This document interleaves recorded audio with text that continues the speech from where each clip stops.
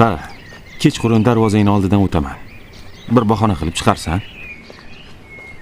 Bo'pti, keyin gaplashamiz. Xo'p. Assalomu alaykum dada. Va alaykum assalom.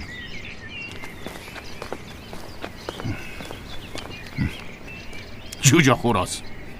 Uylanarmish-a?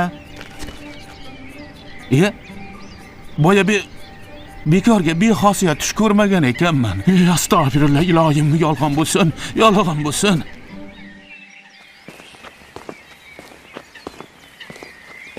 Oyi, nima bo'ldi? Dadam bilan gaplashdingizmi? Ha, gaplashdim. Xo'sh. Hali uylanishga shoshilmasin deyapti. Oyi, axir uylanadigan yoshdaman-ku. Aytdim. U qizni sevib qolganingni ham oq qizmay, tomizmay hammasini aytdim. Aytib qo'yay oyi. Agar o'sha tosh ko'tarmalik qiz boshqa birovga tegib ketsa, bir umr uylanmayman. Toq o'taman. Tavba qildim-de. Har bir gapga farishta amin deydi.